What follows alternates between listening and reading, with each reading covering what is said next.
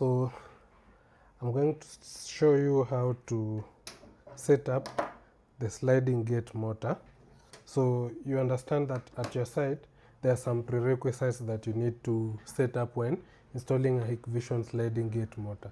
So the first one is you must actually install the gate and ensure that it's actually moving smoothly, well greased, well oiled, so that it doesn't get stuck along the way.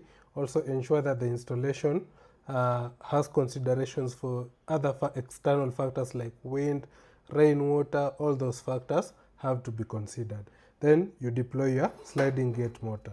When you're deploying, it will come with a bracket, it will come with some accessories that you can use to set up your gate motor. So I want you to put that into consideration. Like here, I have the mains power already connected the wires. I have the detectors. These detectors I have already set up the terminals of power and the trigger itself. So once you set up this, then this is the base of the gate motor. So you'll see this is the motor, the lane controller itself, which has its own system, and the actual jaws that ensure the sliding effect. This gate comes with 2 key fobs.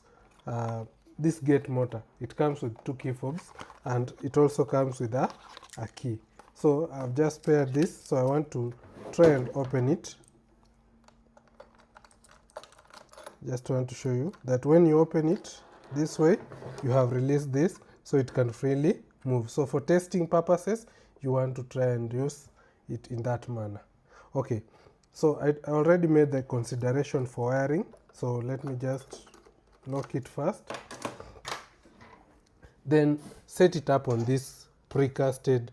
So you understand you have made your base precasted properly. So I'll come and slide this in.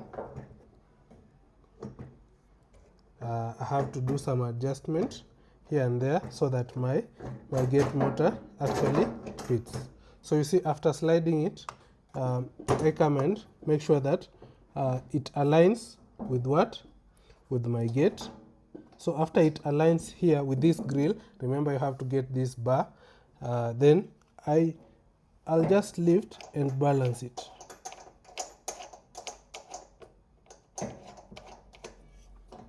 For the professional of gate installation, I think you have done this before, so it shouldn't be a challenge for you. So I'm just trying to lock it to make it stable like that. So after that deployment, you get your screws, you get your washers and the bolt. By default it comes with number 16 size, but I'll just put in the washers first. After putting in the washers,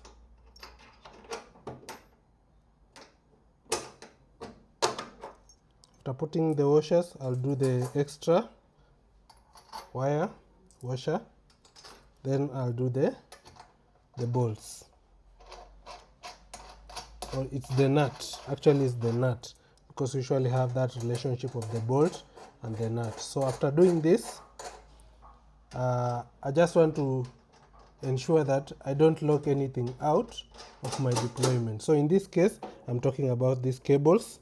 So I want to properly have them organized so that by the time I'm doing anything else, they're already organized and I'm not struggling to unscrew. I don't know do what and what and what. So I have it here. I'll also pull the detector cables.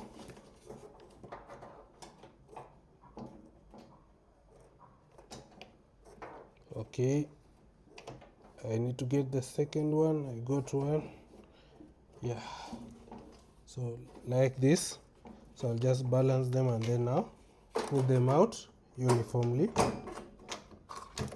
Nice. So once they're here, now I can just confirm the alignment again and then go ahead and screw it down.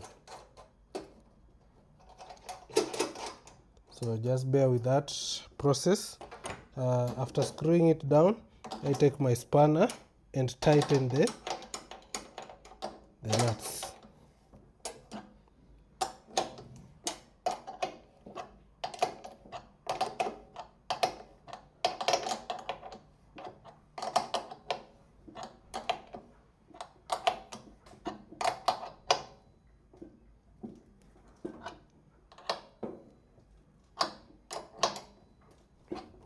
Then I tighten also this other side.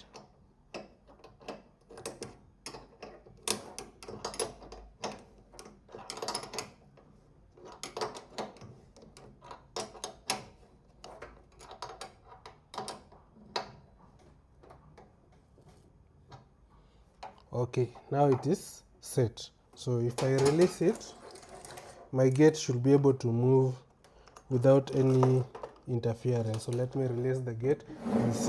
You see, it's just moving. Okay, even before I power my motor, already I'm sure that it has properly aligned. So that is one. So after you've done this, I get this. This is the power system. The power module, which has a connector for power out, that is DC and ground, then the battery in, so I can add backup. Then there is also the main and the grounding board. So this is the next part that you deploy. So let's do that. Again, I need to manage my cables first. So I'll do that. I'll pass this through here. Pass this other one through the next slot, so that I have it ready to deploy. Okay, cool. So after doing that, let me lock this first once again. Let me lock it, and then now I install this properly. For those who are installing this, you want to note that it has a locking system, and or let me say a locking mechanism where you can slide it in and confirm that it has actually been locked in. So I'm just trying to confirm that part.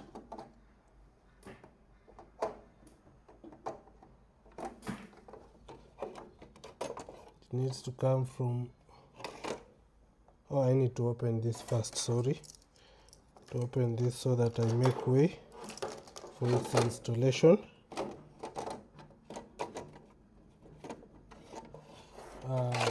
Okay.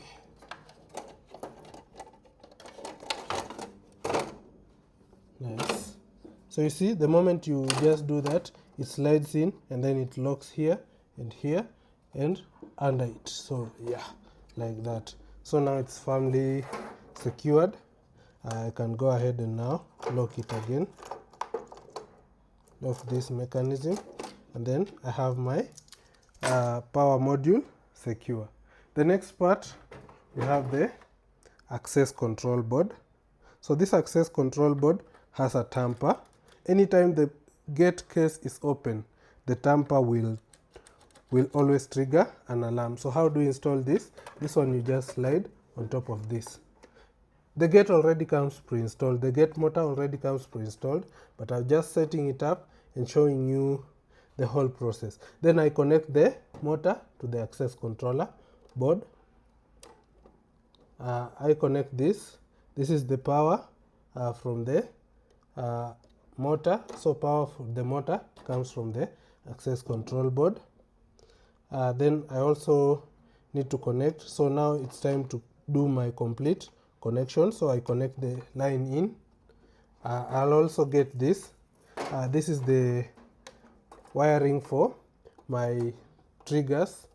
So I plug it in and you'll see ground and 12V out, then alarm IR 1. If you have another IR, you can add. So it supports adding 2 IRs. Then after that deployment, let me just pull back my cables so that I don't have too much cable lying inside the motor.